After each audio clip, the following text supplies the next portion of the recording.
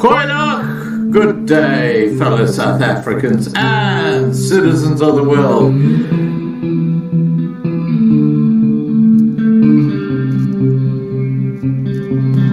Goeiedag, good day, fellow South Africans and citizens of the world.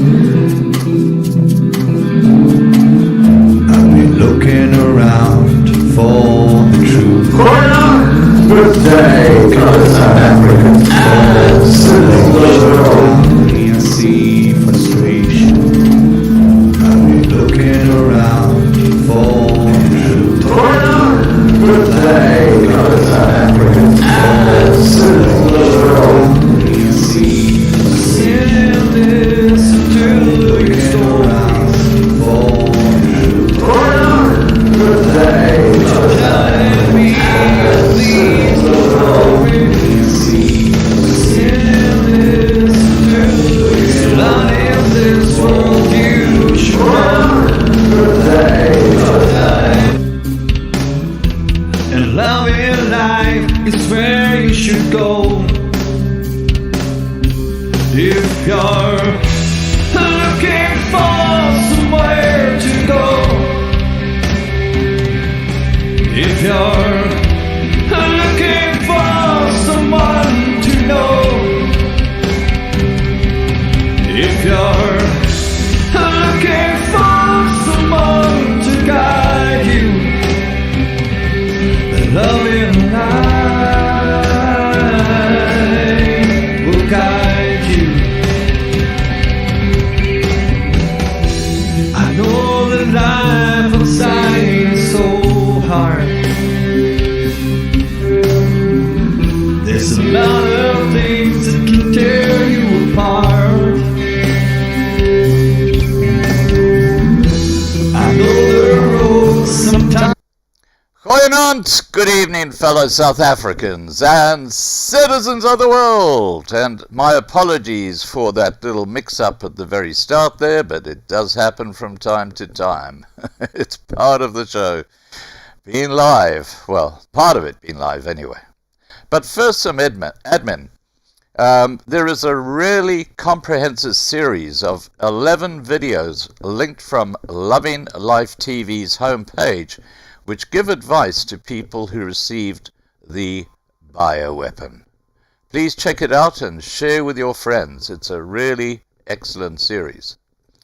Now, joining me tonight is Melissa Nieuwoudt and her friend Davidson, who will share their views on just what is a toxic relationship and how to recover from it.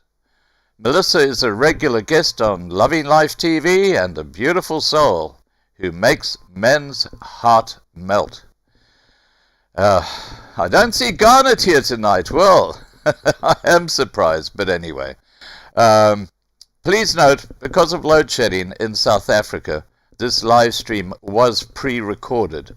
As a result, our guests will be watching tonight and hopefully will be able to answer questions you might have in the side chat. Alrighty, let's get the show on the road, shall we? Here we go.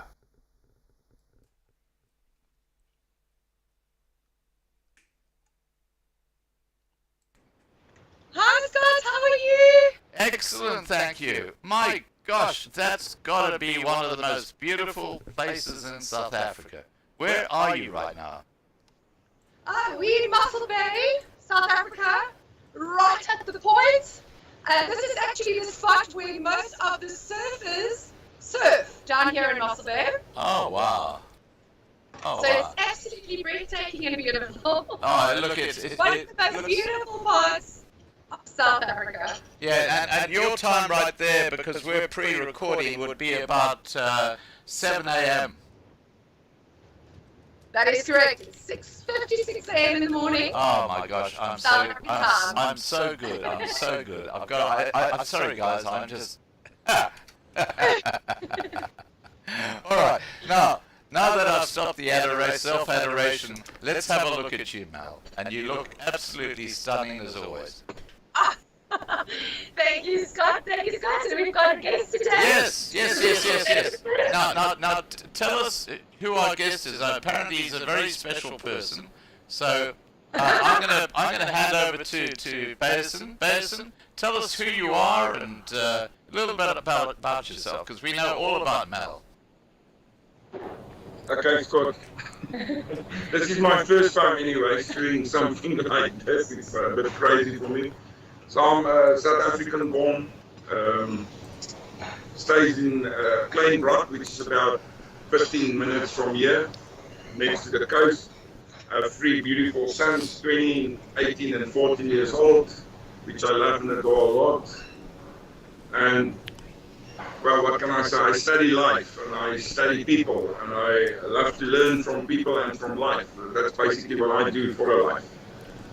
Okay, now when you say you study people and you study life, can you tell me, do you have like an educational qualification on that side, or is it just something you do as like a hobby?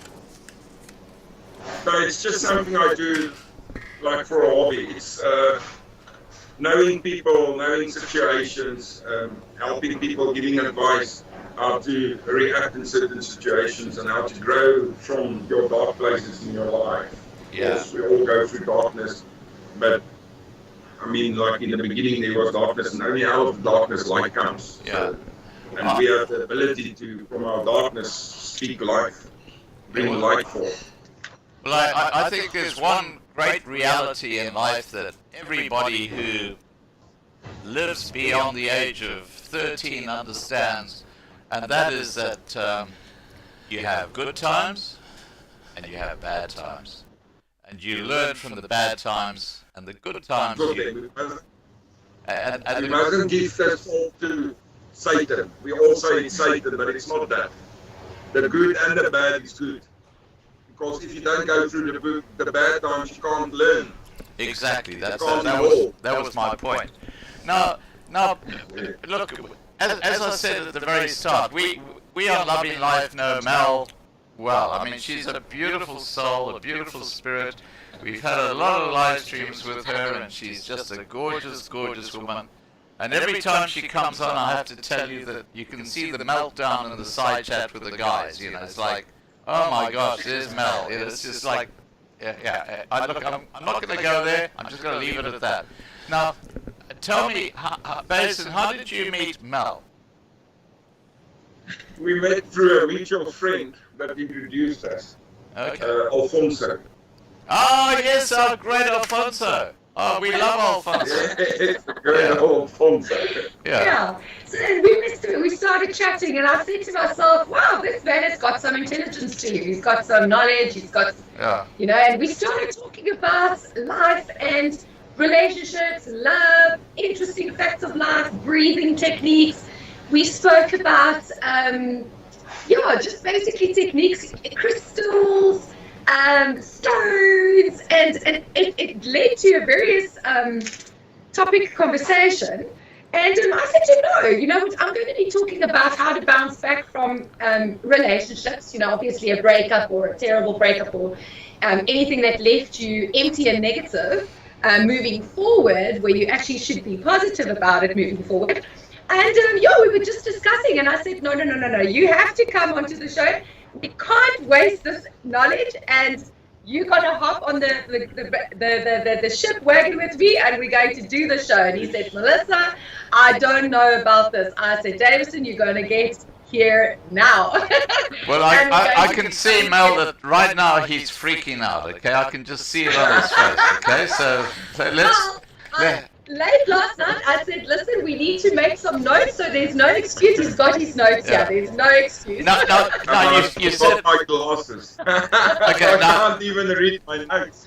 Okay, now, I just want to clarify something here, and it's something we spoke about before we actually went live, and that is that this is a friendship. It's not a relationship. It's sort of like Davison is helping out Mel in this time of her life where Mel, I could not. Look, Marlena said to me, she said, "What the heck is going on?"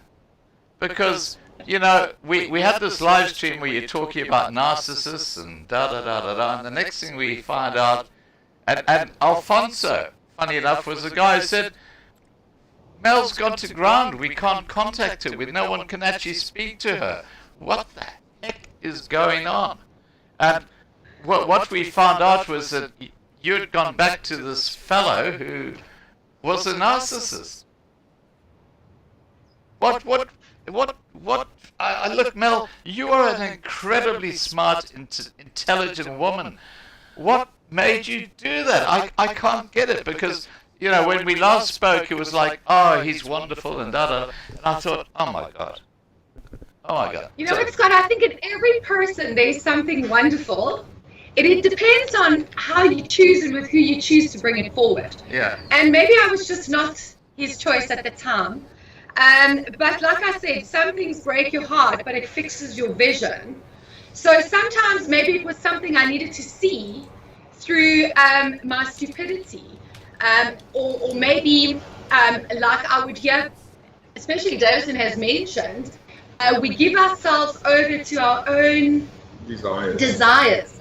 So maybe it was my desire to belong and to be, and I was fighting for that desire.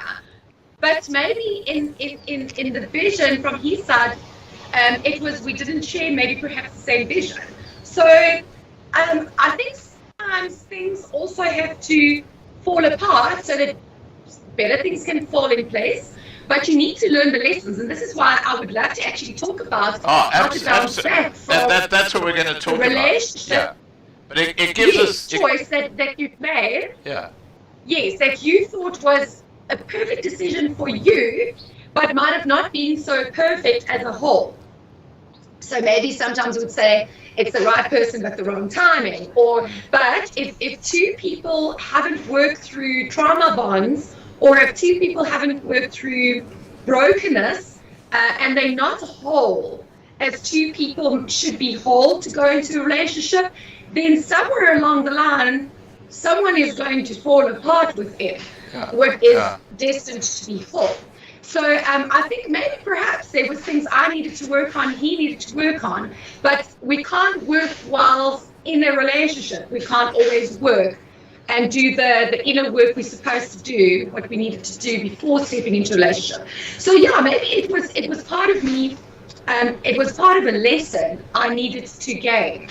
And it was part of an inner, maybe I could say a flaw of me to have, I had to learn the lesson, one part of myself that says I will never ever make someone my everything again before I didn't make myself my everything. So maybe if I can't love myself, and if I don't love myself, no one else will or can. I won't see I would enable to see the love that they do have for me if my love for myself is not complete. So yeah, maybe it was a lesson that came my way, and I had to make it once, twice, 3 times because I didn't listen the first time.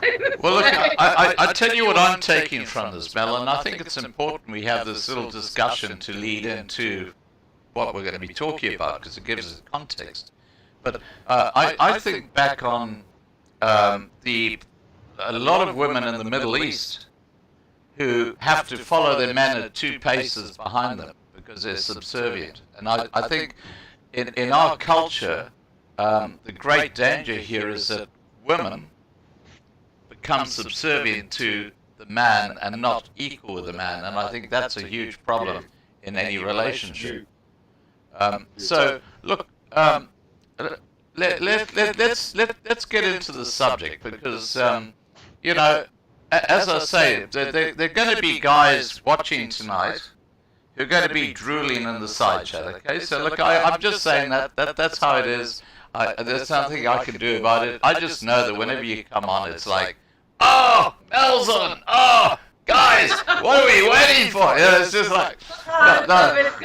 I mean, seriously, that's. You always make me feel good. Yeah, no, look, they love you, and it's also, it's not just you're beautiful, you're smart, and you know, we have been so worried about you because of what happened a few months ago. I have to be honest, I was worried about myself, and I must be honest, Scott, it's not very easy to bounce back from this whole experience. And obviously at the coast people do things different. They walk past, they greet each other, so that's quite lovely.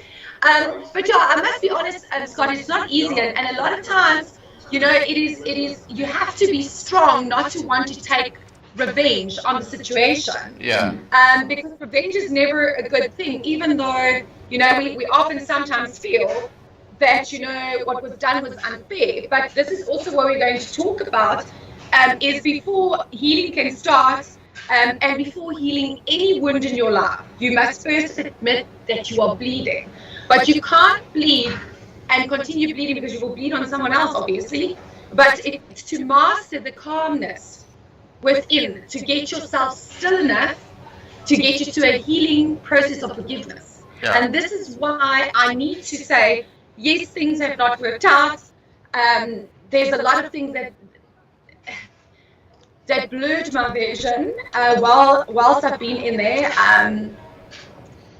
Yeah, I don't want to talk too much about it, but yeah, I almost went through a stage where I thought I'm not going to see the next day. Yeah, I heard about what happened, and that was absolutely shocking. Look, I know a little bit about the background to this, but I just want to say, I just want to say, Mel, you are so blessed to have friends like Alfonso and Davidson. I'm not sure it's Bayerson or Davidson. It doesn't really matter. It's not the Harley Davidson one. But you, Mel, the point I'm making is you're so blessed to have that network of friends who've basically been there to support you.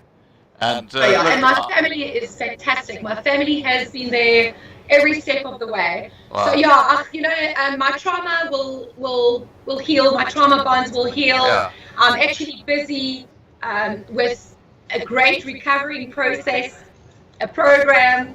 So yeah, no, it's all good. Can I just clarify something here? Is there any chance at all that you'll go back to the same mistake again? No. Okay. There's So absolutely no way. No. okay. I just wanted to make sure because I remember the conversation we had where you're talking about narcissism. You never go back, and all of a sudden, what's going on here?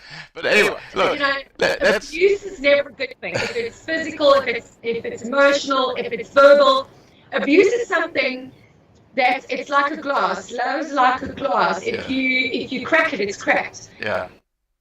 And if you go back, the crack is just going to get deeper until it shatters. Yeah. Now, I think I've dropped my glass completely and it shattered to pieces. And there's no way I can either live my life now in peace or I can live it in pieces. And that's the choice I really need to make for myself. And I've chosen peace. I've chosen peace. There's no way going It back. reminds me of the hippie era. Going forward from now, as tough as it might seem and as tough as it is, it's going forward. Yeah. All right, let's get into this conversation because I think we've done our a bit of an intro and background. Now, Yes. Mel, I've got talking points from you, so I'm going to use those because I want to keep on context here. Whereas often with our live streams we tend to float off into the abyss, into a totally unrelated area because it's so informal. So your first talking point is, why did it happen to me? How do we end up in such a situation? Over to you. Okay. I think I ended up in such a situation where I didn't value myself enough. Like I always say to people, you need to understand who you are, what you're standing for, what your vision is in life, where you want to go, and what you want in and out of life, and in and out of person.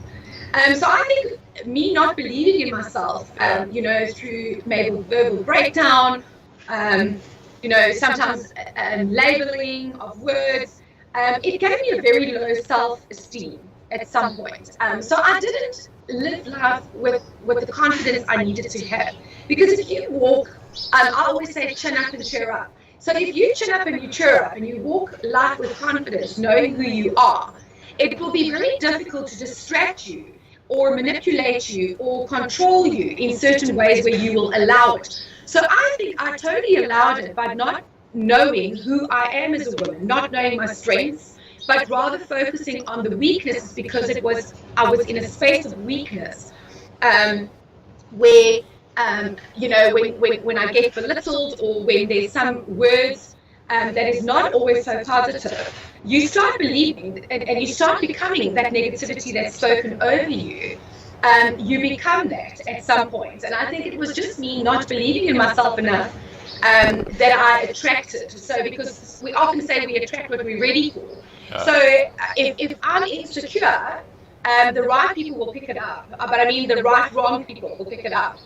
Because it's something maybe perhaps in themselves that they resonate with, but not necessarily resonate to build up, but resonate to bring down. Because if you can de-empower someone, you empower yourself.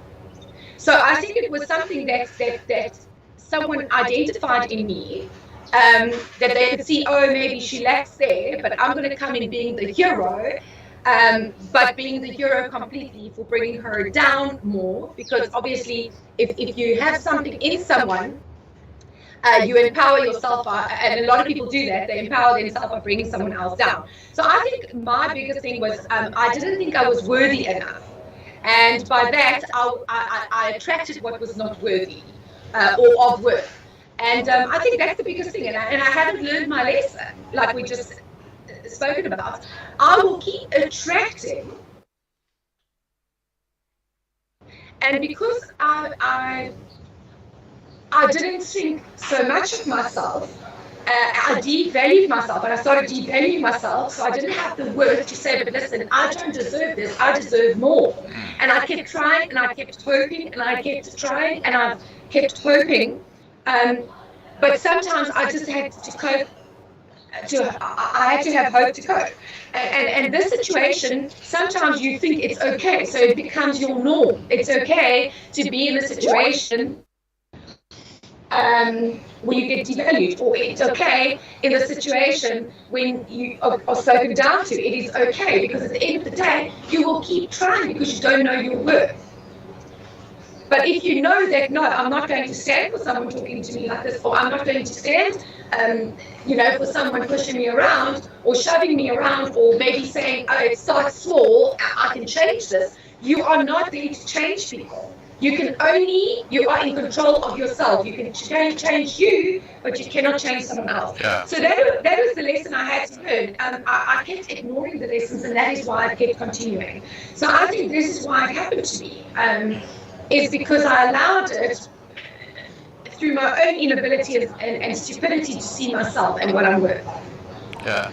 Now, look, Davidson, I can see you nodding your head there and shaking your head there, and I would love your insight on this, because, I look at this whole thing, and I grew up as a young kid, and I had a lot of friendships and relationships, and made a lot of bad choices, and life is it's like an obstacle course. You take a step wrong, and all of a sudden you're in a shit place. And this is what life's all about. So, what are your thoughts on what Mel was just saying?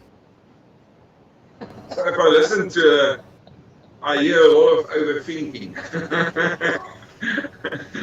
So when you're in a situation of conflict or a toxic relationship, I must look at the camera, sorry guys. It's my first time, so I'm not the camera guy. So I'll stay to this. But when you're in a toxic relationship and things like the stuff that happened to Mel happens, you go into defense mode. So then you want to run away, or you want to fight back. So in her case, she ran away now. So, okay, it's good. So she thinks she's free. But listening to her and overthinking, you realize that she's not free yet, because as you overthink things and you talk about the things that happen to you, it's good to talk about the things and to work through it. But then you must get to a place where you work through it and you can stop thinking about this stuff, because you have to grow on and see that this was a dark moment in my life, and I need to take this darkness and create some light out of this and learn the lesson from this. So what I found is there's a little Aramaic Hebrew word they call imuna, and this word they translate to faith. But we've got the wrong idea about this word because of, let's call it religion if you want to. And I don't want to go into that too much now. But if we look at that word and the true meaning of that word, it means to put your trust fully into somebody and to take that person's hand and to walk together to the point we want to be at. So we must walk together to the point of what we want love to be. And that is faith. Yeah.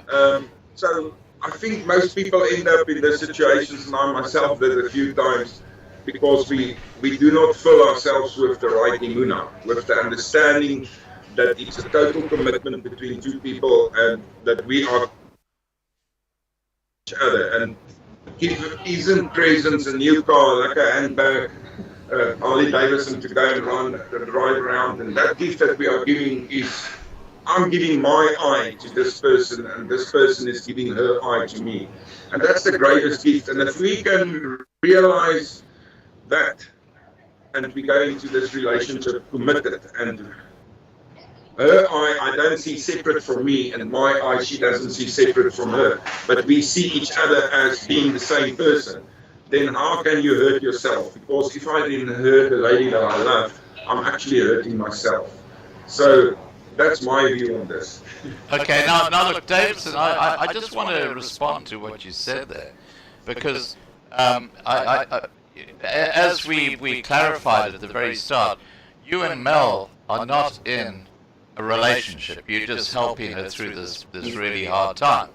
Now, Yes. you know, I find it really interesting because a few of the things that you said there almost intimated that you were in a relationship, and you're talking about her eye and your eye, and it's sort of like this connection.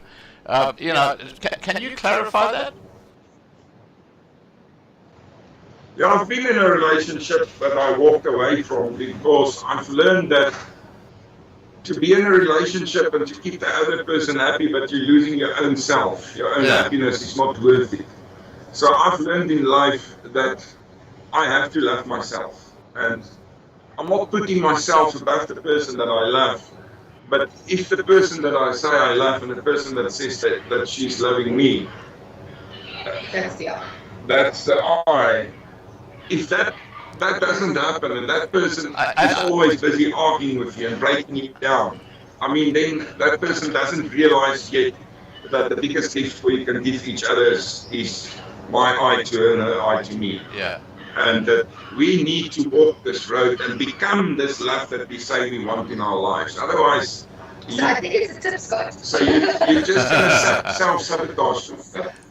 Yeah. Look, I learned the lessons. I just want to say that there are different types of love. I mean, there's a intimate love where you're actually in a relationship with someone, and there's a love where you've got a close friend and you have that wonderful bond. But there's not it's a platonic type thing which you guys have.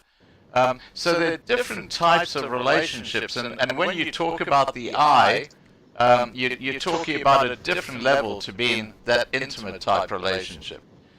Okay, so now let's go. It's about.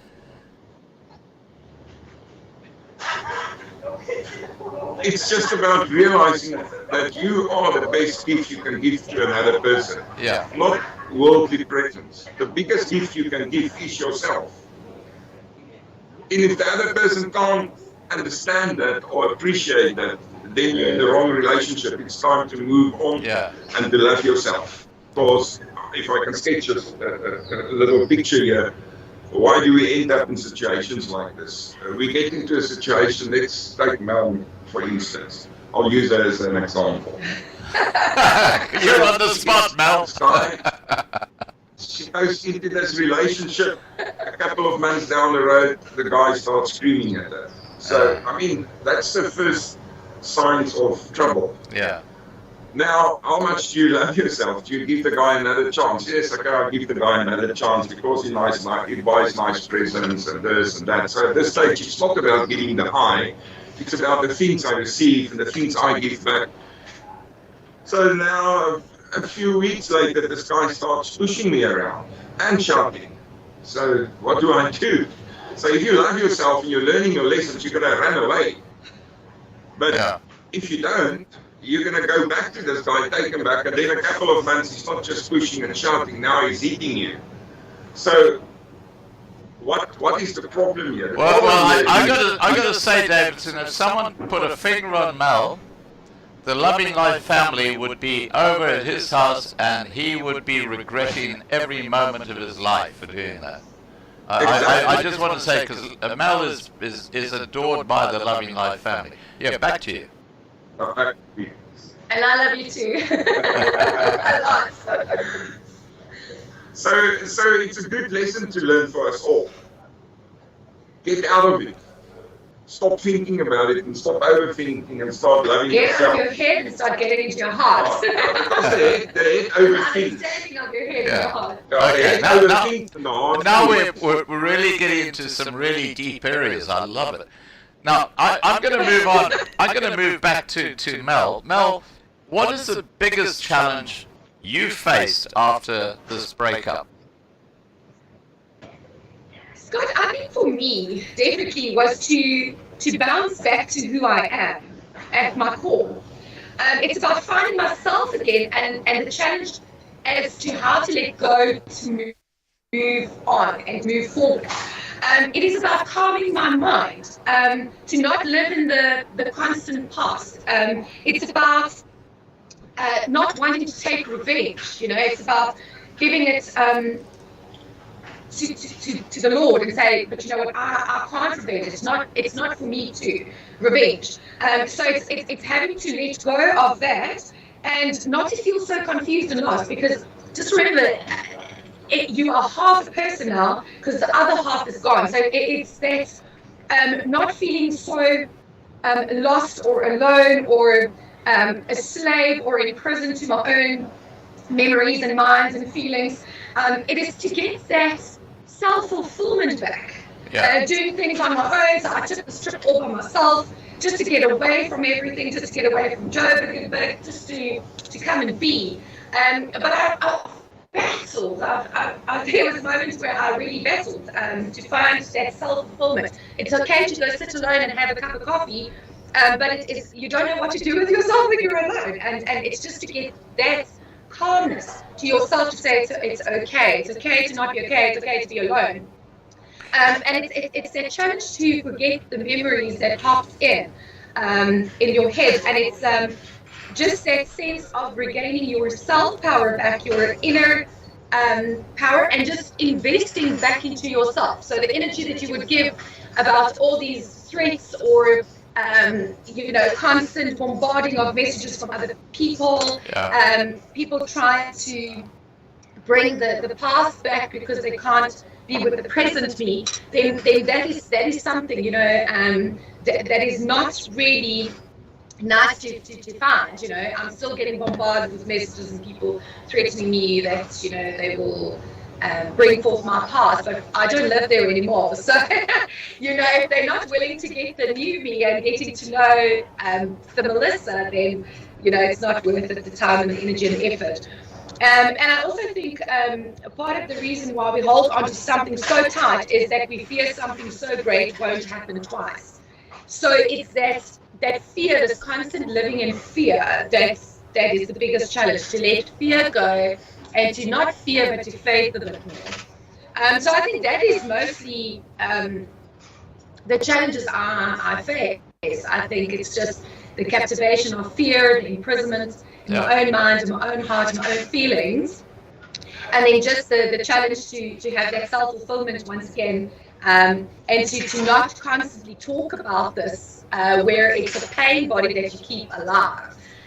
So I think that's the greatest challenge, is just finding myself again. What's your take on this? So I think the biggest, what's the question here? Challenge you face after a breakup. Take yourself, for instance, take the scenario out of your own. Yeah, the biggest challenge would be myself. Because if I walk out of that relationship, what's the steps I'm going to do afterwards? The overthinking. If I overthink, like Melissa says, you're back at fear. If you live in fear, you're a hostage. And you don't want to be a hostage, you want to become free. So you need to quiet your mind and What was the biggest challenge for you coming out of the divorce? Oh, I think Mel has just taken over the hosting, but go ahead. Go ahead. I don't want to waste time, Scott. Yeah, go for it. I only have so little time. Putting me on the spot here, but it's okay. So the biggest challenge for me coming out of divorce was finding myself, because after 16 years of relationship and marriage, 3 kids later, like she says, and you're alone again. But you're not really alone, because you still have the 3 children and the memories and the time with your children. Yeah. So if you're a person that don't learn lessons, you're going to feel lonely, you're going to have fear, all that nonsense that comes with that. But if you're a person that learns lessons, then you embrace moments like these. You take the darkness, you say to your darkness within yourself, let there be light, and start growing from that. And you learn that from this darkness, you become a craftsman. So we talk about this little word emunah, which they call faith. But the emunah, faith, is something that makes of you a craftsman. So coming out of bad relationships and bad marriages, if you learn from that, you become a craftsman. And once you become that craftsman, you're not a person that's only receiving, you're now receiving to bestow. So you're taking the knowledge and everything you took from that, the pain, and how you take that hurt and the pain and change it into love and light. So whatever this next person is going to give you, which is, again, any person or situation that's put in front of us, is teachers teaching us something about ourselves, not teaching me something about the person in front of me. It's teaching me something about myself. So coming out of my failure of a divorce, I wrote a piece, I don't know how many years ago, I think Mel read it, of what will I do and what was my lessons. But maybe I can post it somewhere and you can just share it with the We will people. share it with your life page. It's really Yeah, good. well, what I can do is put the poem underneath the actual live stream. So if you send it to me, I'll put it there. So for me, it's learning. For me, life it's a learning process. And what do I do from that lesson? And how do I become a true craftsman? Because if I'm a true craftsman, then I can create, I can bring to life, I can speak to life, I can form, I can construct the type of relationship I want. If I don't become the craftsman, I can't do those things. Yeah. Because then I keep on staying an empty vessel. A lot of us, we fill ourselves with a lot of things, just at the end of the road to find out, but I'm still empty, there's nothing. Yeah, well, look, I just want to add to that. And I want to say that, you know, we're all unique. We're all basically a product of our past experiences and past life. That's who we are. And we live and we learn. And I also want to say that being alone sometimes is a wonderful time to actually reflect without anyone else interfering, and actually to build yourself, because you got that moment where you're on your own. Yes, you might be lonely, but you know you don't have someone. There's no noise. It's just you and you thinking about where you're at and where you're going. And I think that's a treasure that a lot of people who've broken up forget about. They're so wrapped up in the loss that they forget about that they have this incredible moment to just discover themselves. Just be me. Just be me. That's exactly what we're talking about. Now, Also, I always tell people, you also can't heal where you got broken. So I think being alone sometimes also gets you out of that rut. Yeah. That, you know, that you keep going back to places where you got hurt and you can't heal in the same place you got broken. So yeah, maybe that was time for me to come and just recognize and reflect, to just take myself to redirect myself so that I can get to a place of recovery. So this actually brings me to the next point about how do we overcome this. well, So- tell us. You're not the host. I just go ahead. Questions, Scott.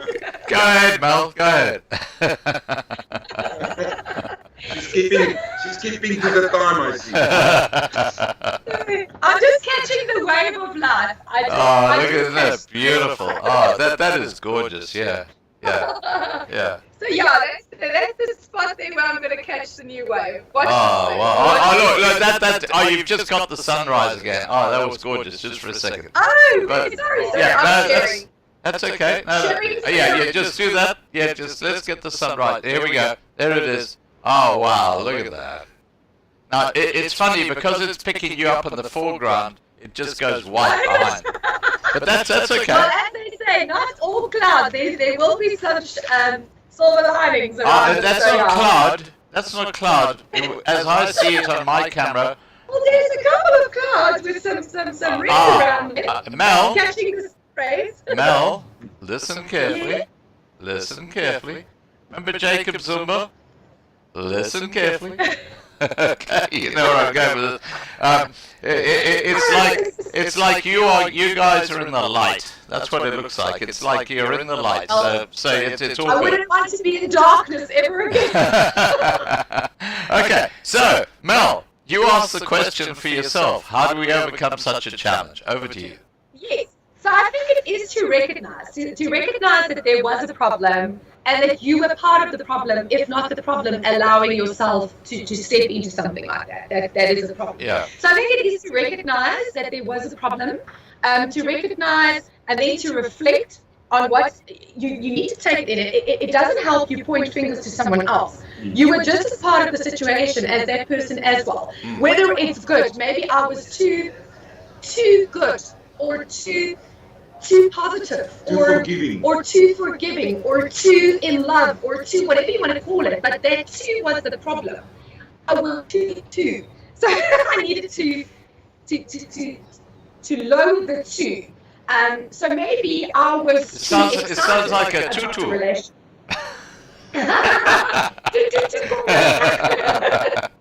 Go ahead. So anyways, anything that is to the one extreme or the other, it's not a good thing. So maybe I had to recognize that you have to recognize, and then you have to reflect. Then I needed to come and redirect myself, because if I'm going to go into the same direction, I'm going to have the same results. So it's like redirecting the result, if I can put it that way, and then to recover. So to take the time to heal, to really take the time and do the inner work, because if you're not going to do inner work, you will be the same person. And I do not want to stay and remain the same person. Obviously, I've learned something and I need to come out a stronger person.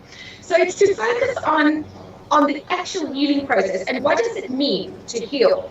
Is it going to be more stillness and calmness from my side? Is it to slow my busy lifestyle down? Is it relocation? Is it breathe work? Is it spending more time with loved ones like family? Is it finding a hobby? Whatever it is it going for counseling? Whatever it is, to just begin a healing process where I can reflect and where I can regain and remain calmness within any situation. It's about mastering breathing techniques. Like Davison over here said the one day, no, I need to come and fetch you. Let's go to the beach and I'm going to teach you some breathing exercises to just get yourself to a stage of meditation. Now, I'm the worst person to sit next to meditating, because I just keep talking, and if I don't talk, I laugh. I have this bubbly lightness of joy that just wants to interrupt meditation, because I don't know what it is to switch my mind off. I don't know what it is to actually be calm and still.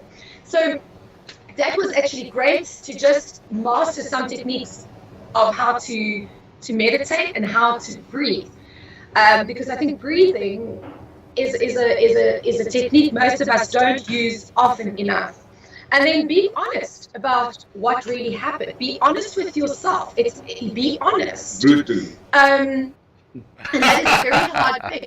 Is to be honest with it's the honesty of the hurt, the honesty of where did it leave and then learn how to tear, like my overcoming it would be to take the fear and to eliminate fear, but to put faith back into my life, grounding myself just again. And then the biggest thing overcoming this would be forgiveness. The biggest thing for me and the hardest thing for me to do is to forgive. Of the self and the other person.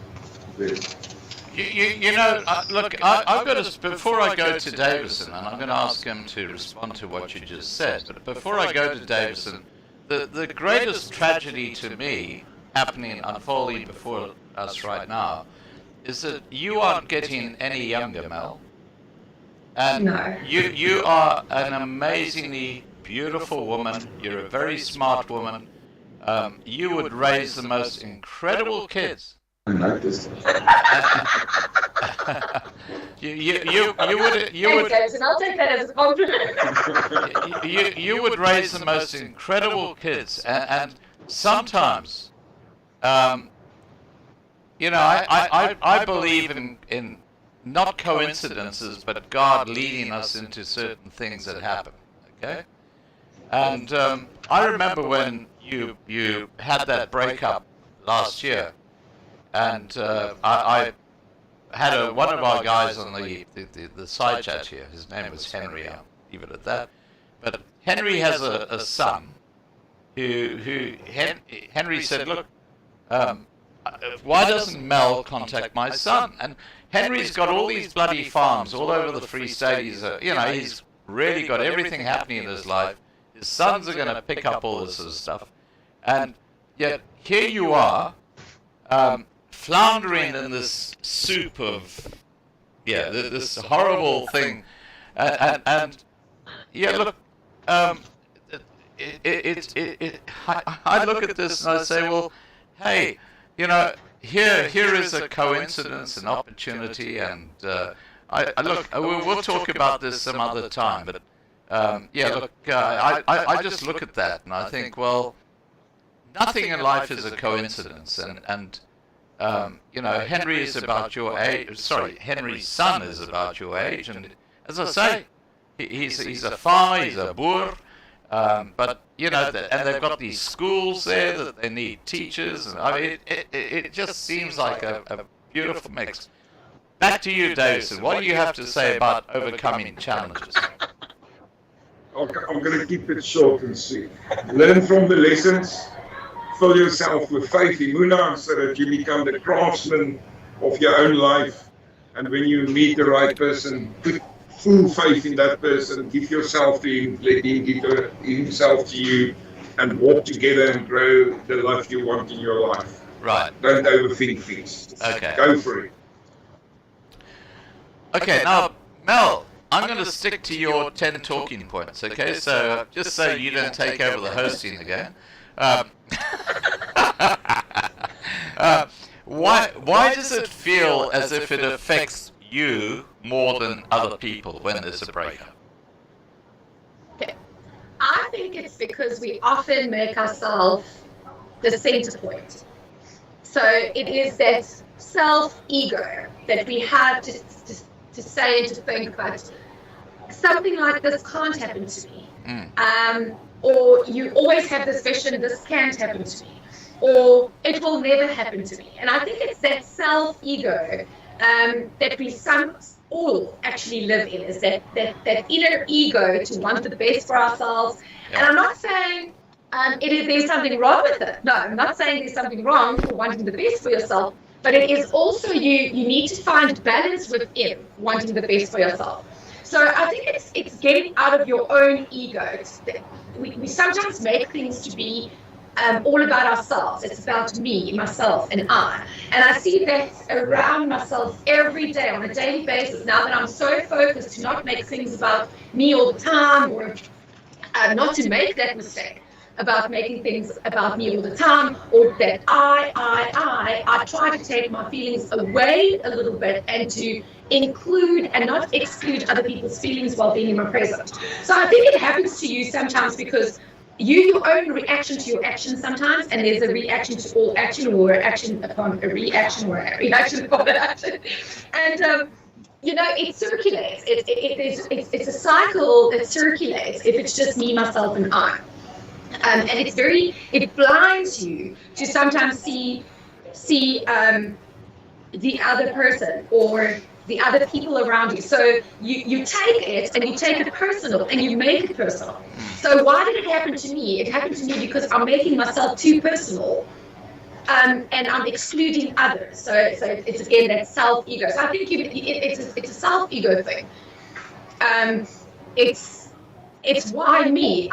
You should never value yourself more to the point where you would say, but why does it only happen to me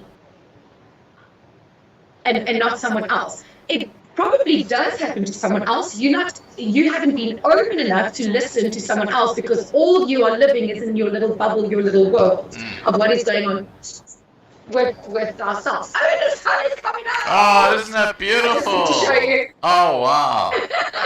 Yeah, look, that is stunning. It's about quarter to eight South African time. Yeah. Oh, wow. Well, look, I should tell you, we're going to have our sunset soon here in Brisbane. But anyway, now, Davison, over to you. Yeah. Yeah. So Scott, I think it's about stop playing the blame game. And you know, it's like I said, it's like the self ego. Yeah. It is about getting out of your mind, getting out of your ego, and actually think that, you know, there's people around you going through very similar situations, but you're so stuck in just why me. And sometimes you have to ask the question, why me? Yeah. Sometimes you have to ask why me. It is you because you're the only person within you that can allow it. Yeah. No one else. No. So it's that you. Yeah, we need to get away from the you, and we need to be unique. Not only you. We need to bring the unique in the you. Yeah. Unique, yeah. Now, Mel, can you move Just repeat that question. Now, hang on, guys. Just listen to me. I'm the videographer, and I'm seeing the actual view. So, Mel, if you can move just a couple of inches closer to Davison, just your head. That's it. Now, when you were talking earlier, we had this incredible the sun with the rays were coming past you. Now it's actually we've lost it, so you can go back again. Okay. So Scott, I'm just gonna move our relocation so that it can be better for you viewers to see. I'm so sorry we're throwing you around. No, that's okay. Very unprofessional, but because we're loving you so much. Oh wow! Look at that place. I don't want you to miss moments. That is. Where the heck is that? It's huge. We just want to put some focus on ourselves. Yeah. Well, you shouldn't be doing. I have to say the place where you are is huge. That's in Mossel Bay. It is Mossel Bay, yes. But what's that cafe called? Delfino. Delfino. So shout out to everybody from Mossel Bay, Delfino. Oh, there you go. Come have some lovely cappuccino. All right. Okay, now let's move on with our list. Yeah. Okay, Davison, over to you. You respond. Just what is the question, Scott? Okay. Why does it happen to me and not someone else? No. No. To be totally correct, Mel, this is from you.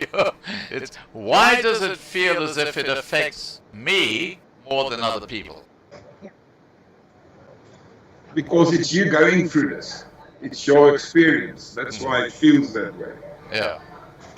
And if I go through this and I leave a situation like that and I overthink it, I go through it again. Every time I think about it, every time I speak about it, I keep myself a prisoner of that fear. So I become a prisoner. I'm not free yet.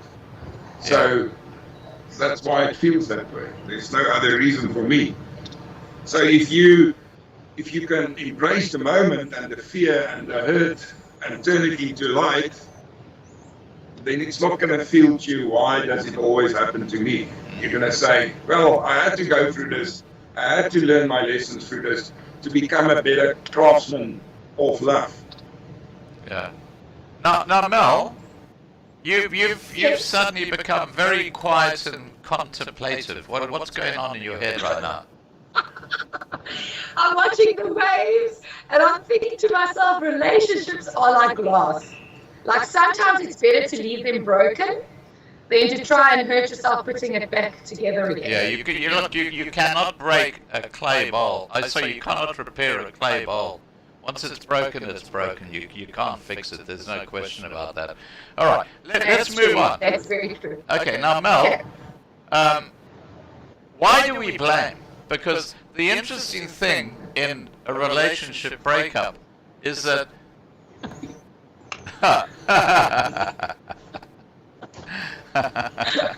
you're a very lucky man sitting next to this beautiful woman, Davison. I'm thinking hat on, my Bono thinking hat. Okay. Now, why do we blame? Why do we blame the other person? Because whenever a relationship breaks up, he says and she says. And if you, depending on who you're listening to, you'd say, how the heck did you get stuck with such a horrible, grubby person? Well, I think, Scott, we love to play the blame game. And I think like blame is very much similar to the truth. It's your story, my story, and then there's the truth. And I think blame is the same thing. Like often we are so focused on blaming the other person because we didn't do the inner work to actually say, but where did I go wrong? Or where can I change? Or what do I need to learn? Big question about what it is I need to master. What is it? What is the lesson for me? We don't go and we don't sit and we think about these things. So it's easier to blame someone else when you're not knowing or haven't put in the work or don't know how to. And then there's the scenario. So it's blaming myself, blaming the other person, but it's actually the situation and the scenario that's at blame. And we can only get to the answers when we delve within ourselves. So we need to take our part as much as we shouldn't forget the other part that brought us to the situation, but we must definitely not exclude our part. We need to definitely delve inside and say, but what did I do or what didn't I do? And that will get you to that there's actually only one answer to this, and you can only blame yourself. You can blame yourself for allowing it. You can blame yourself for being, like I said, too forgiving, or you could blame yourself for hoping someone would change when it's not their choice to. So it depends. It really depends. But I think my take on blame is it's easier to blame someone else for we don't want to put in the effort to see what we needed to learn or what we need to learn so that we can incorporate and help someone else going through the same situation. So it's about taking that negative and turn it into positive. But if we're going to start and keep blaming the other person, we will always just remain in the negative. We can never take, so it's a negative from their person, negative from you, but you need to turn it into positive so that you don't, the minute it turns positive is the minute you stop playing the shame blame game. And you shouldn't take too much shame either, because you can't live in shame. So you also need to master how to eliminate shame, because there's such thing as forgiveness. Now, if you can't forgive someone else, you won't be forgiven. So it's also, you need to blame the right people to get to the right situation, scenario, answers, and deliverance. Yeah. Well, look, I'm going to hang on. I'm going to ask you the same question, Davison, but I've just got to say, just from your body language, I can see you're very protective over Mel. I mean, I'm just looking at that shoulder of yours towards Mel. It's like you're sort of saying, look, don't worry, I'll make sure you're okay. But, okay. Now about what, I'm nearly 2 meters tall. I'm a big bloke. Yeah, I can see that. I'll tell you, I'm a Mel now. You don't have to worry. No one's going to touch Mel. We know that. Okay, cool. Now, Davison, how do we blame? Your views on that? How do you blame? I think if you're not in the right place, you're going to blame everybody around you but yourself. And so we need to be in the right place. In the right place, everything that's put in front of me, as I said earlier, is a lesson. It's a teacher teaching me something about myself. So I have to look within myself and say, and be brutally honest to myself and say, why all of this is happening to me. And then I must look firstly at myself and see, if we take a scenario from something in a relationship, there's 3 questions I always ask myself. Why did I say the things I said? Why did I react the way I reacted? And why did I think the way I thought? And once I start answering those 3 questions, I can come to the bottom of most of my problems. And I can start fixing the problems, and I can make myself a better stewardship, a better craftsman of life. So I don't play the blame game. I don't do the overthinking thing for myself. I've had to learn it to myself through brief work and meditation. So if something goes wrong in my life, I only blame myself. I don't show fingers to others. There's always a few fingers showing back to me, so I don't try to do it. But I love her answer. In the little time we know each other, it sounds like she's starting to listen. That's good. Look, as I said, Mel is a huge part of our Loving Life platform, and we all love her to bits, and so we're very protective over her, like you are. Feeling real life. I have absolutely no doubt. I have no doubt. And look, can I explain to you? Mel would know this. You don't, Davison. I'm an old fart, okay, and I'm single. Yes. So I when I look at a situation where there's a couple who have something special going on, I reflect back on when I was in my 40s, early 50s, and stuff like that. So it's a very different sort of situation. Now, let's get back to your questions, Mel. How do we set boundaries, if any, or do we have to? What is the difference between boundaries and restrictions? I think, Scott, in any situation, things actually do go wrong because we haven't set boundaries enough. It's like you need to be able to gain something. You need to know what you're working toward or what you're aiming to gain.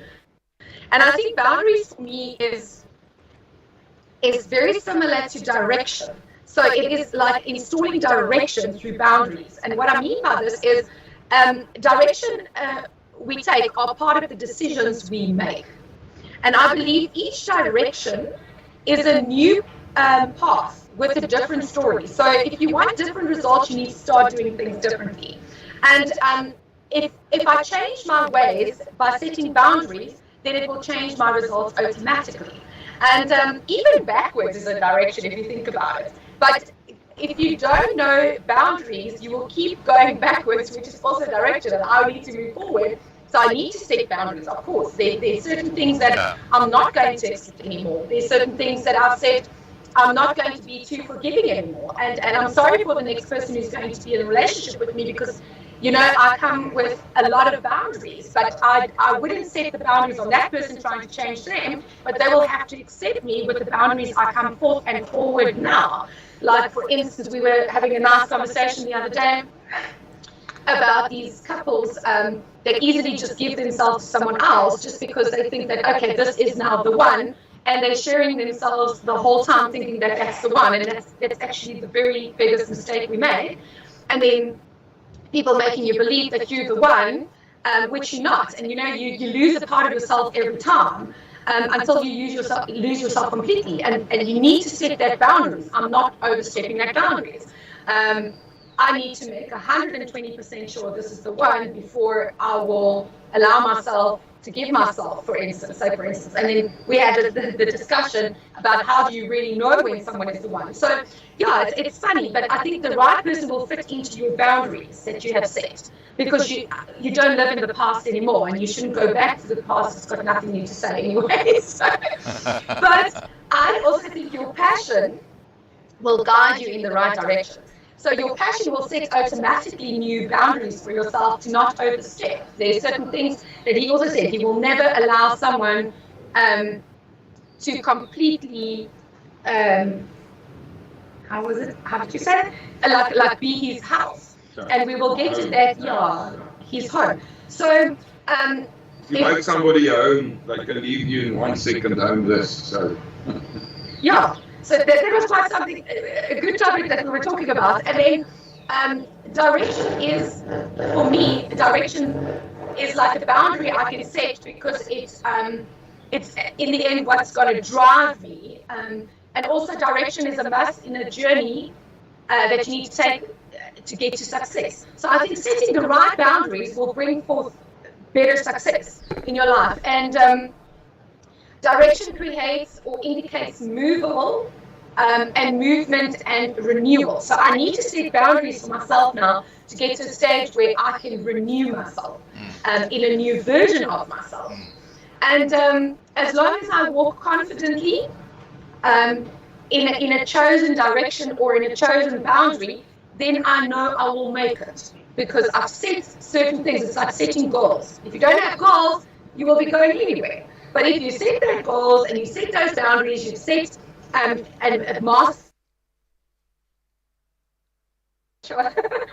And as much as you choose your very own direction that you want to step in, you can choose your own boundaries. And that's the nice thing about it. Right. Boundaries is your own. It's not someone else's. Okay. But you need to set boundaries and know why you're setting them. Now look, I don't think so. yeah, look, I've got a question for Davison here on this particular thing that you just talked about, and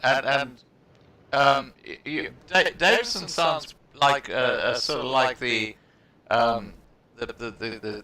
spiritual teacher who's bringing Mel out of her rough time, which is fantastic. I love that. But Mel raised something. Mel raised something which I want to put to you. How do you know, Davison, that someone is the one? You know, she talked about the one. You can use my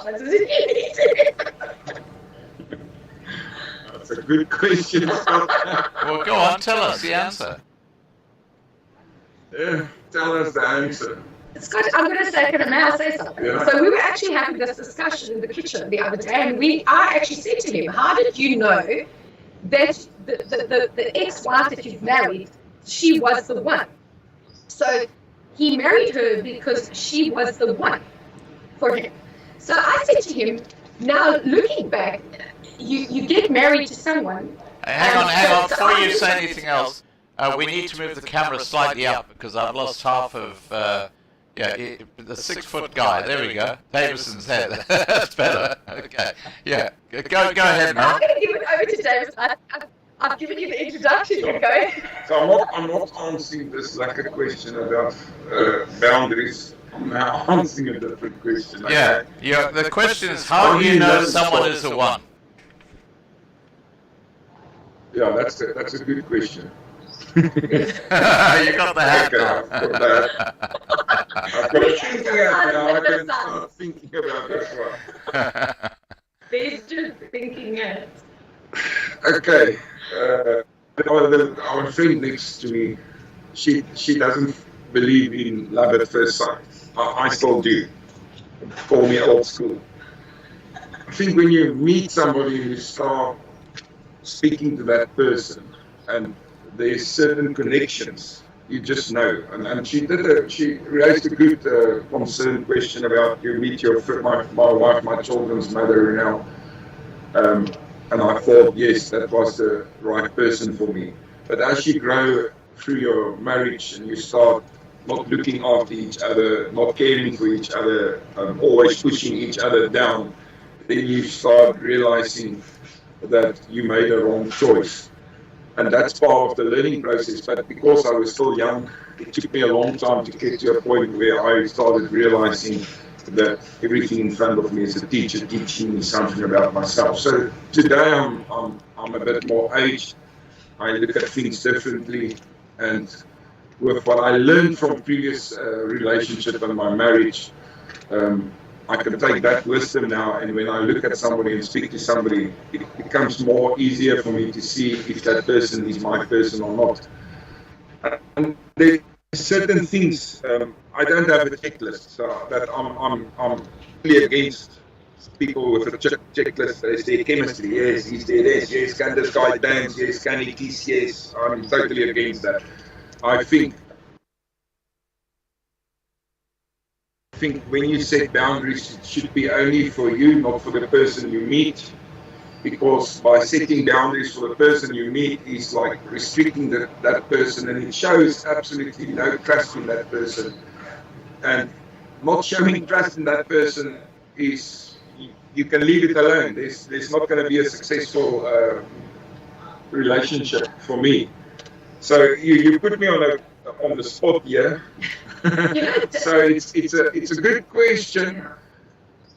I don't know. How do you explain knowing that somebody is that person? You just, for me, it's just knowing. Mel, let Davison go on. Go on, Davison. Carry on. Come on. Carry on. Yeah. For me, it's just knowing it, Scott. What that person does to you, the feeling it leaves in you, and what happens around you, and how you look at life. And if you stand up in the morning, you're jumping around like a 10-year-old school kid. The smell of the person. You would be in what, your early 50s, Davis? Yes, early 50s. I'm 53 years. Okay, well, I'm an old fart, okay? I'm 15 years older than you. I'm 68, okay? And I can't say 20 years because you're not 20 years old. Well, I'm getting close, but I'll never get there. But the point I'm making is that what I've learnt in life is that, you know, you go through various stages in a relationship. You've got that first 6, they call it the honeymoon period, the 6 months, and everything is fantastic, and, you know, you can't, the woman can't do anything wrong, or the guy can't do anything wrong. And then as you get to know more about it, it's like reading a book or studying a book. You get deeper and deeper into it, and all of a sudden you say, oh shit, I don't like that. And all of a sudden that becomes an issue. So when it comes to how do you know someone is the one, there's never really an answer to that, because it takes a long time. And life, you don't have that time to actually, you know, take that time. So what it means is that there are going to be areas within any relationship where there are going to be compromises, because what's going to happen is there are going to be some rough edges. It's like getting a piece of wood and smoothing it over so that you can actually make it into something. And that's the beauty of a relationship. So that's why I asked you, how do you know someone is the one? Has got nothing to do with any short-term bloody views or whatever. It's a lifetime development.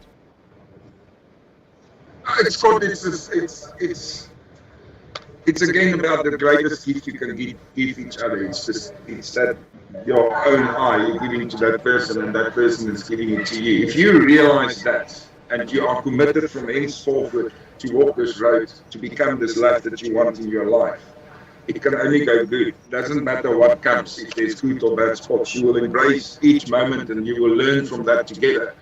The problem comes when we allow people in our lives that don't learn the lessons from previous mistakes that they made. And the ultimate gift, like I said, is to give good to each other. So if I see the person as being me and she sees me as being her, we won't hurt each other. We won't go out of our way to hurt each other, because if I then hurt her, obviously I'm hurting myself. So it's learning. It's every day. Okay, Davison, reading each other in. I have a photographic memory, okay, so just understand, I have a photographic memory.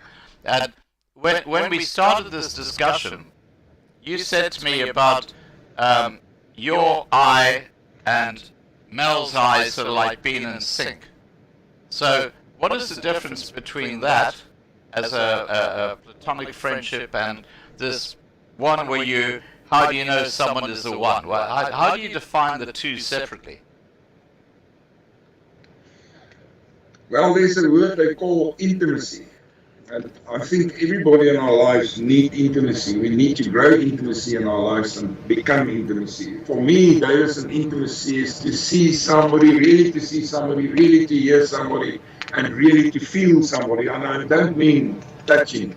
I'm afraid to touch Mel now. Somebody's here that has a broken and blue eye or something. Anyway. Well, I tell you what, mate, they would think that Mel is your daughter and they'd be wondering if you're abusing her. But anyway.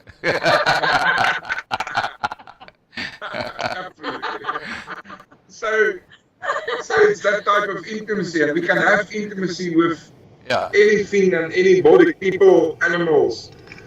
So I think to your spouse, the intimacy will be different because she will have a special place within your body, in your home, wherein you will invite her and nobody else will be in that space.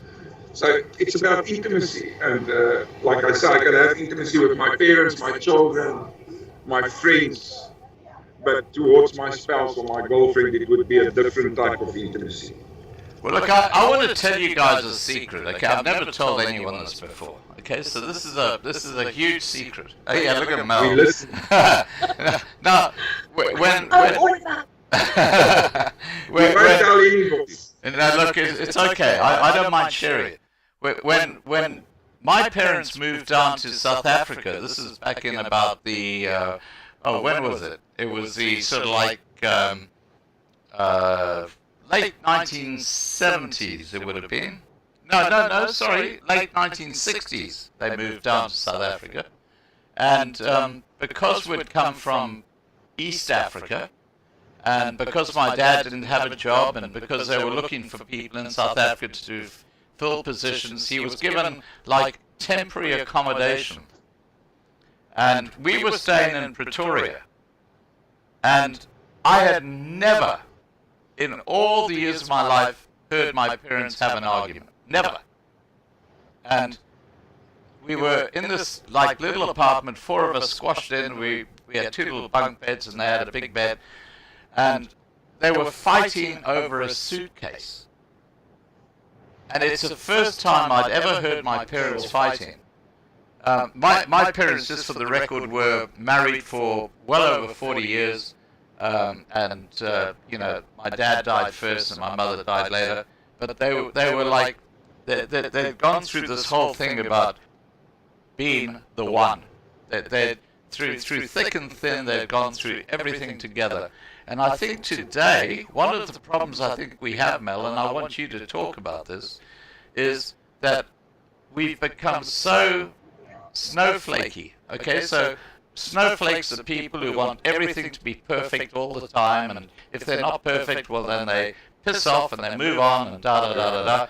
And I think if you go back to when my parents were together, and we first came to South Africa, and they went through a horrendous time, and that's the first time and last time I ever heard them have an argument over a bloody suitcase of all things.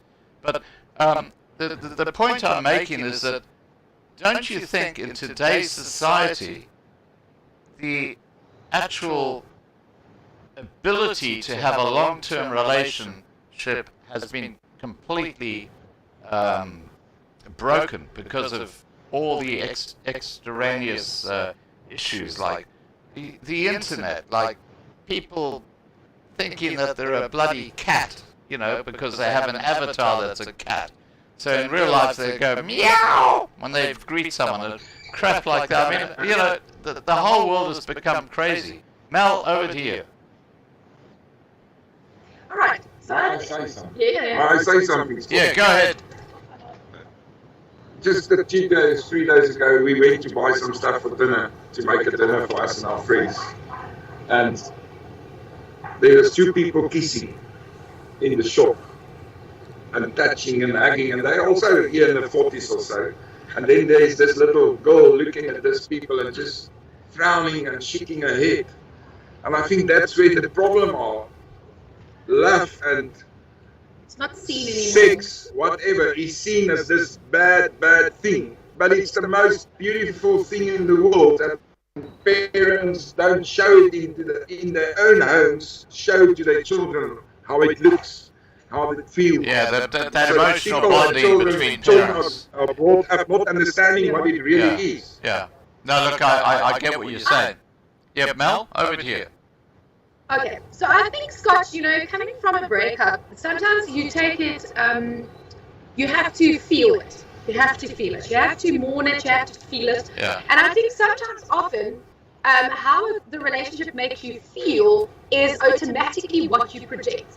Like, if I'm going to walk around being miserable, I'm going to attract more miserability. So I think, I had to go and see how I feel about myself after this, because how I feel is how I can serve, or the way I feel is the feeling I would serve another person with. So, for instance, like this whole entire breakup made me feel so disappointed in myself. So I feel I am a disappointment and therefore might be more shy to show my affection. The fact that I'm afraid, the fact that it made me feel so afraid, I might maybe let another chance go slip by because I am, I'm too afraid showing my emotions. The fact that I felt so alone and often still feel alone because I'm incomplete having that other person in my life, but I need to first now take that same energy and complete myself to be complete for the next person. And the more complete you feel within yourself, the more affectionate you can be with another person. You can show it where other people can see it. Yeah. I think that uncertainty that I have now, am I good enough? Am I really not this beautiful? And words of "you are not beautiful" has been a label that I've placed. So I am insecure. So if someone would come, say for instance, Davidson would say to me, "Oh, what, you're really beautiful," I'm going to get stuck in this uncertainty of, are you just being nice, or is it true, is it real? So it's about just rediscovering the beauty within yourself. From these ashes, beauty will rise. That you need to feel secure enough in yourself to be able to welcome such a compliment. And that feeling of emptiness, I think if you are empty, it is very easy to not see the love someone else is showering you with. Yeah. You bluntly have this, flat in front of your eyes that you can't see it. If you go through any emotion of how I felt bitter and angry about the situation, you might feel dirty, you might feel used, you might feel bruised, abused. You probably, and in my situation, I think he fell in love with the idea of me, not me, because he didn't see, the true me. But I mean, like, you can easily feel lusted and not loved, because there's a big difference between love and lust. And the minute you feel lusted is the minute all beautiful, the beauty of love is lost. So me not feeling worthy enough now, am I worthy of true love again? Am I worthy of that? Yes, of course, everybody is worthy of it, but you need to see the situation for you to be able to embrace someone love, to show the world, what everybody deserves. They need to be loved, not lusted. But because sometimes we feel so useless within ourselves. And a lot of people say you have to forgive to forget, and to forget to feel again. Yeah. So I think it's that sense of me feeling again. And when I feel myself, I can have feelings again towards someone else. And I think it's taking that negativity and say, but despite how this relationship break makes me feel, it is a new opportunity that I can use to discover self, or it moves me to self-discovery. It gives you time to just contemplate, which is important. Yes. Yeah. Correct. And it will lead me to self-love again, where I can do things so that if the next person would ask me, who are you, what do you want in a relationship, I will feel more comfortable enough to say, okay, I've practiced more self-love. I have a deeper understanding about myself and what I've allowed or not allowed, and I've learned the lessons. It takes me to answers. It takes me then to mastering peace and forgiveness, where I can then go and say, here I am in the new version, probably the most perfect version in who I have become. So when I have become, I can give. Come across. Yeah. So Look, I I got to say, new in love in, yeah. I got to say, Mel, that I've fallen into the same old bloody trap. We are so off your talking points, it's crazy. But I also need to say that beauty is skin deep, and you are a beautiful woman. Physically, you're a beautiful woman. Don't ever doubt that. But I need to be in your presence every day. no. Look. The boys in the side chat will be saying you'll see there'll be hundreds of comments saying, "Oh my God." Anyway, look. Let's move on from that. I've got to say. You just have to be full Scott. They might not have your eye. No, they do. Believe me, they do. Now, there's a question I have for you, and it's something I've never understood. Now, I know Alfonso, okay? Alfonso and I, we've had live streams, we've chatted in the past and all this sort of stuff. And Alfonso is, you know, he's different. He blows up balloons and he wears this funny hat, and you know he's not like your Tom Cruise, if I can put it that way. And yet, the women that hang around Alfonso, like you, Mel, and like Calais, the singer, and I look at this and I think, what the heck is going on in the world today? Because I never ever had a... Oh, I've got to be careful what I say here. But I never had such an amazing person in my life when I was young, like a Calais or like a Mel.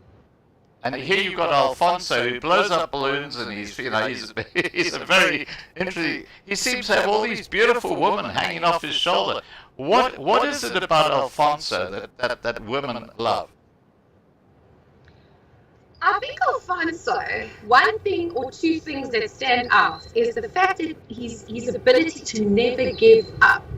And the fact that he never gives up. I mean, he's been lower than low, and he's reaching for the highest heights. But the way that Alfonso just accepts you in utmost humility, like he is one of the most humble people that you could ever have imagined meeting. He is so humble, and I think when women look at this, him having nothing, he can make something out of nothing, and he brings forth something, but he does it through life experiences and lessons which he's more open to share. So what I mean by this is the very first time I met Alfonso, I was 13 years old, and I actually learned how to surf here in the sands of Hartenbos. And I was 13 years old when I met Alfonso, and he is so humble, but he comes with a deeper understanding of the needs. And I think it's because he loves his very own mother so much. He is so gentle towards her. He will have 20 rand and give the last 20 rand to his mother. So I think, you know, being raised where his mother was such an important vital point for him. They say often look at how a man treats his mother, that is how he will treat you. And he's got such a beautiful gentleness about him. He's always been so gentle with his mother, the way he loves her. Massive gentleness about Alfonso, and I think him being so content with who he is, it sets some sense of confidence, that some people or some women, we lack confidence. And if we sit with someone that has got so much confidence, we automatically feel confidence in the conversation. So I think it's him being so content with himself, him being so humble, even though he sometimes has nothing. He is so content, and he's always happy. You will always see Alfonso smiling. So I think it is that happiness and light that he carries as well, that just, he enlightens a room when he walks in, because of him being so content in who he is. He doesn't worry about people think, and he's always friendly. I think about Alfonso, girls would sit and have a cup of coffee, and he will all of a sudden, spontaneously fill this balloon and it's a rose, and he will go down on one knee and give the woman very charmingly. Yeah. So Rose. I think it's also the spontaneity that he has to just make you feel special in any scenario by flaunting the little I know exactly what she says. We went out a few times and then he starts folding balloons. And then people buy us coffee or a drink. Yeah, I think there's romance in life. Like we just to come back to our previous point about people don't know how to show affection anymore. Yeah. I mean, like, two girls are having a cup of coffee. Here he comes, and I think it's the ability to just go out of his way every single day to make someone's day. And maybe he's got the eyes for the ladies, and there's beautiful ladies all over, and you know, we surround with beautiful women, but I think also it's his sense to say, because his mother is so beautiful to him, he values women. He values a beautiful lady within a woman. Now, and I think that he wants to enhance, he wants to bring it out, he wants to see more of it in the world, and therefore he would do something spontaneously to bring that out in the women. And I think that is what makes women hang around him. It's just the fact that he brings laughter and happiness and a sense of, I am so special to you. And I think that is basically the message of the bottle. can you pass on a message to Alfonso? He's probably listening. Oh, well hopefully he will. But look, he needs to write a book about how men can actually attract beautiful women, because I mean, I as I say, this guy is. I mean, look, he's not a Tom Cruise. He's a ordinary looking guy, but he's got this chemistry that women love. It's like you know, they talk about Viagra and things like that. He's got some kind of a thing that women love. I don't know what it is, but Alfonso, good on you, buddy. You've got something very special there. Now, okay, this is totally off topic. I've got to tell everybody. I mean, but this is my ramblings. Now, let's get back onto, because we've got to wrap this up soon. We've been talking for now. Let me see, nearly 1.5 hours, and this often happens. But okay, so Mel, getting back to your list. How do you forgive? How do you forgive? Yeah. Okay, well, forgiveness, there's this thing about forgiving and or being forgiven. So you need to be able to ask forgiveness to give forgiveness. And you need to start with yourself. And the sign of true forgiveness is when you stop wishing it had been any other way. Then you will know that you're in a place where you need to, or where you've mastered forgiveness. Right. And I think anything should start with yourself. So you should start forgiving yourself. Yeah. And there's a Greek word, or forgiveness in the Greek mythology, is to let go. Now that's one of the hardest things for me. I do not let things go easily, and I do not forgive easily. But I know for me to be free, there's a saying, forgiveness sets you free. So this is going to be still very challenging to see how I will master this fact about forgiveness. But I said to Davison last night, and our friends Angelique and Bessel. So it's a bunch of friends just hanging out the coast, and you know, we've shared, put heads together, and just to get back quickly about asking, how do you know it's the one? Of us were sitting in the kitchen, and we said, is it something you will know? Is it something you would hope is, or is it something you would feel? So that's also another question, just for the listeners out there to go and think about. But anyway, I would say, and I said to Davison, love is an act of endless forgiveness. So when one forgives, or one would forgive to the degree that one loves. So I can only forgive to the degree I love. So if I say I love this person, or I love this person, then forgiveness should be easy, right? Because that is what it says. It says that one forgives to the degree that one truly loves. So, but it's a difficult thing to do. So I think in this sense, it is the most difficult thing to do for me.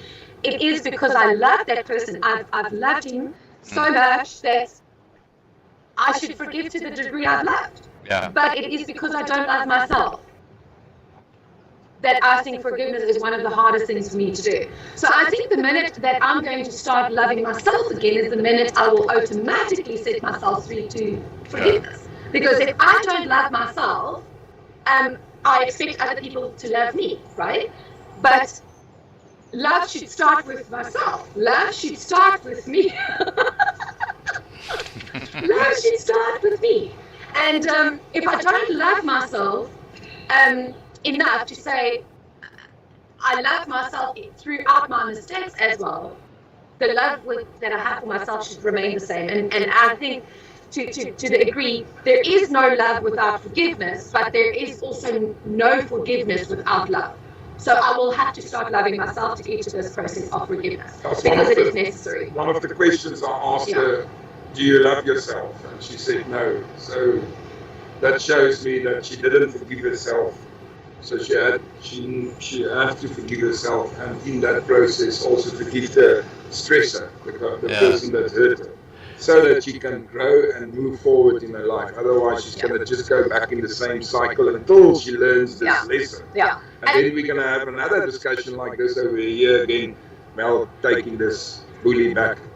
And then I'll kick her ass. No, look, I have no doubt that this time next year, I'm going to make a prediction, okay? I'm going to say that by this time next year, Mel will not only be in love, but she'll probably be married. And in a couple of years' time, she'll have her first child. And then everything's going to be beautiful, because her life will be complete. Thank you, Scott. I'll be taking that manifestation. Thank you very much. I will surely be speaking forgiveness over the ocean just straight off the so I can be totally free to manifest. My hands need to be open to receive. Yeah. So I will give the forgiveness and receive the manifestation. Thank Receive you. to be shown. Yeah. Now, okay, I'm going to wrap up this live stream shortly, because we've been going for 90 minutes now. I mean, it's amazing how time flies when you're having fun. And look, Davison, it's been fantastic having you with us. Now, Thanks for having me. yeah, no, look, well, Mel invited you. We were just at Mel, so, but it has been fantastic to have you here. Now, Mel. Someone else on the show, yeah. Yeah, no. Look, the boys would much prefer looking at you, but then perhaps the ladies would prefer looking at Davison. I mean, who knows? I mean, that we're a normal community on Loving Life, not the. Okay, I'm not going there. You know what I'm talking about. Yeah, exactly. Now, Mel. What is your home? I mean, you've been away from home for 2 weeks. You've been in Mossel Bay. Now you... Oh, hang on. Give me a second. I've got someone trying to Skype me. I'm just going to shut this down. Okay, this happens all the time. Okay, I've just shut that down. Can you guys hear me? Yes, we can. Okay. So you've been in Mossel Bay for the last couple of weeks. Where is your home now? Home is where the heart is, Scott. The famous saying would say home is where the heart is. But I was thinking that no, home is still in Johannesburg for me currently. Home is a place where I need to find home, because I obviously within the relationship have had another home. So it's going back home. So they always say there's no place like home. So now I have to recreate a new home look like for me. And that is the home I'm referring to here. Is where am I going to find home again for myself? So it will definitely be a place that, it won't be a person, it will be a place, because I've made a person my home. But I think I need to start redirecting, making a place my home. And that place, what such a place would look like, is a place of good foundation, a solid a good foundation, but also a solid foundation. So it is rediscovering home within me, where I'm going to say, what will make me a new solid foundation to myself? And what material will I have, or equipment, or techniques, or master techniques, or techniques that I've added to my life, being better to build a better home this time, with the right building equipment, techniques, tools, material, and also to plan right this time, having a plan, having a structure, and just setting new boundaries and goals, because that will automatically be bringing me to my home within myself, where I can discover the right recipe, the right mixture, the right combination of words and deliverance of the inner work I've done. So the inner work would be my home. The home would be my inner work, because apparently that's where I would be spending most of my time, is home, and there's no place like home. So it's the discovery of home within myself, and then the right process to follow through building this home, structuring it, just having a new vision again. If I would build the most perfect home and someone would say to me, you've just won the lotto, go build that home, I would have an open plan.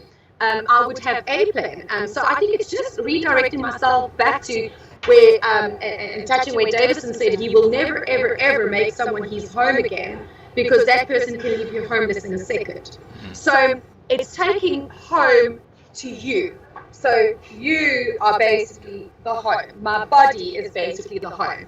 And how I'm going to set the right foundation this time to make home where I don't have to feel I need to leave home and go into someone else's home, but where home is built within myself first, and then having that home built with someone who wants to build with you, but from scratch, building together to set a home. So I would certainly don't want to be homeless again.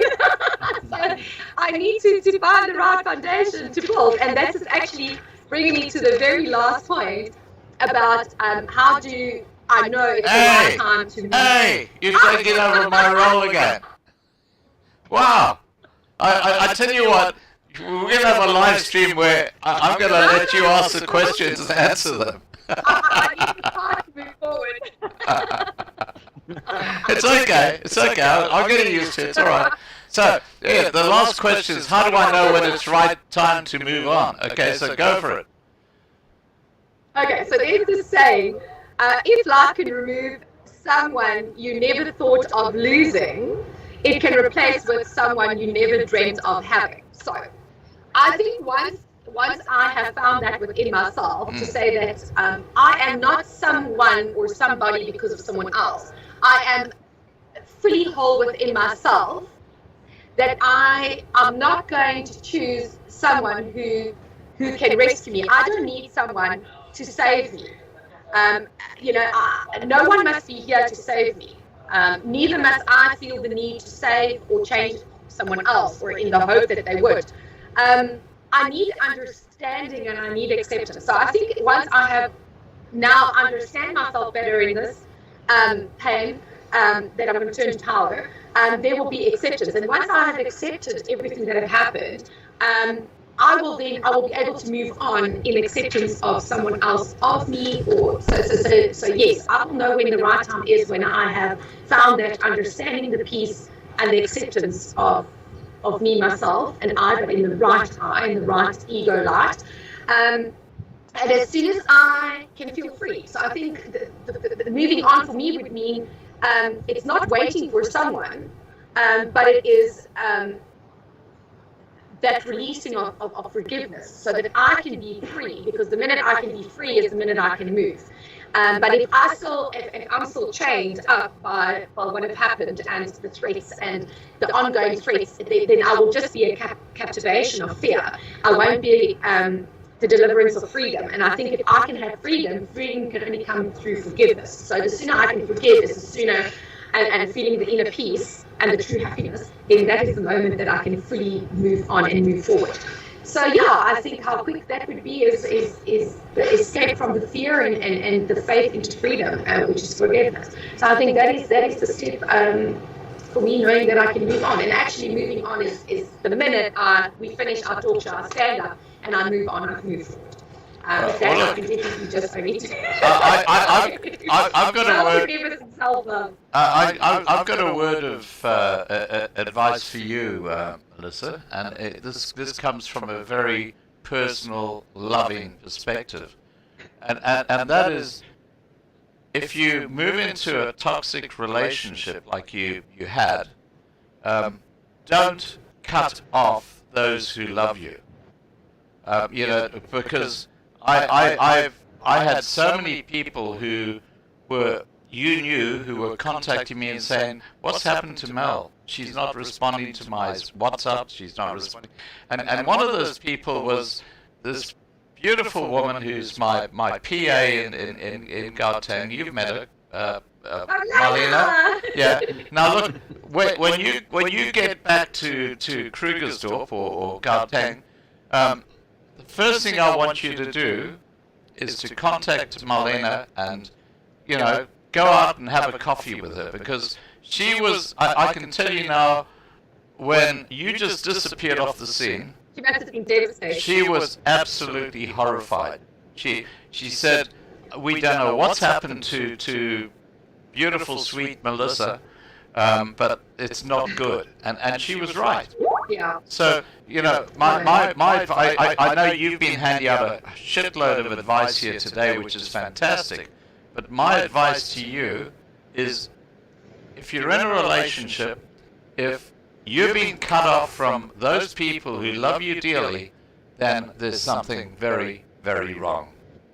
But Scott, I was just add to this. During this time, I've learned a lot about what narcissism really is and how people react, because a lot of people don't know what narcissism is. I think actually narcissism should be a subject that needs to be taught to you, because a lot of people don't know what narcissism is, and they easily get they become a slave to the control and the manipulation without them knowing what gaslighting is, what pain bodies are, what love bombing is. And I think we've got a very skewed idea of what those things are when you're not aware of it or you don't know, So I think in any relationship, before someone meets the one or think that that person is the one, I think they must really go and master and read up about narcissism, because there was tiny little things just about changing my numbers. I probably had 4 numbers in 1 month.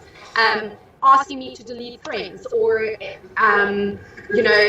taking the full control of me having to destroy all images and all evidence and emails and deletion of messages and friends. And so for me, it is an odd, I would not do something like that, or just eliminating everybody, because if you don't love me enough to cut out everybody around you, then you don't love me. But that's all sense of control and manipulation. Yeah. So we need to make and get back to what is real.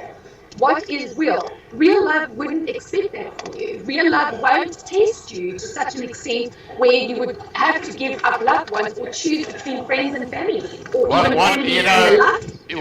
1 Corinthians 13 spells it out, 4-8, verses 4-8. Now look, I'm going to wrap up this live stream now, because we've been going for, with Mel we always do, because we're both chatterboxes. We'll wrap it up for you. It's a lovely day. Yeah, look, before you do, Mel, I just want to say thank you so much for joining me and giving us an update. We have been really worried about you. You are part of the Loving Life family, and that this is what we do. We worry about people who are part of our community, and I'm so pleased that you're in a better place. And all I can say to Davison, look after this woman. She's a very special lady, and just be aware that the Loving Life family is big. Okay. I'll just look after Scott, I just want to once again say thank you to you and all the listeners out there for always openly receive me with such great joy, love, positivity. I really take it to heart. I love you guys dearly. Thank you so much for the opportunity, for me being on live every time, for giving me the spot, for giving me the love, for giving me the opportunity. I love you dearly. Yeah, well, look, Mel, we love you dearly, and it's always a pleasure having you on, because you know your insights and your intellect, as I said earlier, are brilliant. I mean, you've got a beautiful mind. Thank you so much, guys. I talked It's about beautiful people such as yourself that brings it out to me. So what can I say? All right, guys, take care. And Wait for you today. enjoy that beautiful sunrise and that beautiful view that you've got there. I'm very envious, because right now here in Queensland, Australia, the sun is starting to set. Time zones are a crazy thing. All right, guys, take care and have a great day. Okay. Cheers, eh? Bye.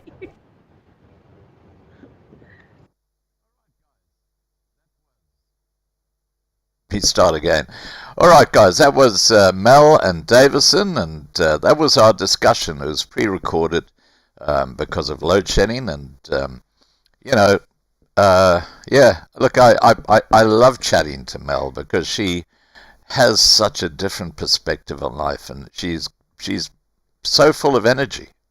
And it's interesting that I think it was Petruza who said the other night when Michael Tellinger was on, he was talking about energy and frequencies and things like that, and she raises a good point. You know, that instantaneous attraction people seem to have, maybe it's something to do with energy.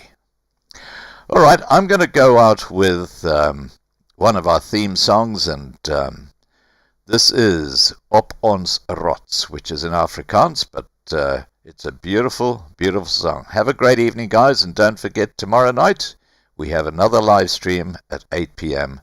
Johannesburg time. Bye for now.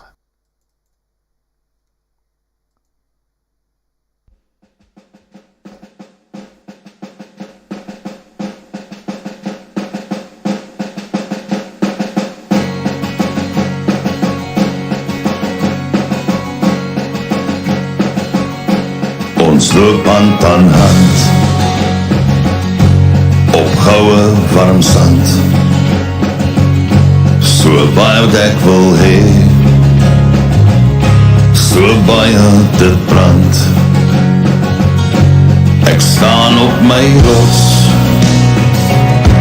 met golwe wat bots.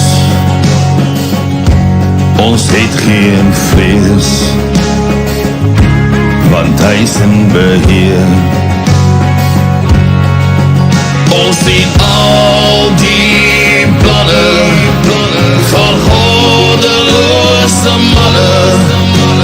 Ons weet hulle gaan nie wen nie, dis geskryf soos 'n duif. Ons sal wen, aanhou glo, want hy is in beheer. Baie sterk, dis kragte wat werk. Die gevoel in my hart, dis vrees wat wil brand. Ons is boere met trots, met my hand teen my bors. Ons ken geen vrees, want hy is in beheer. Ons sien al die planne van goddeloze manne. Ons weet hulle gaan nie wen nie, dis geskryf soos 'n duif. Ons sal wen, aanhou glo, want hy is in beheer. Ons sien wat gebeur, die leer sal ons nie steen. Kom staan nog 'n keer, ek is stil, want ek weet hy is in beheer. Ons sien al die planne van goddeloze manne.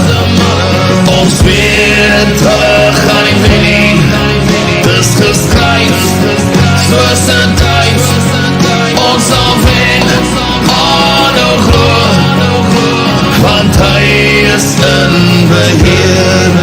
Ons sien al die planne van goddeloze manne. Ons weet gaan nie wen nie. Dis geskryf soos 'n duif. Ons sal wen, aanhou glo, want hy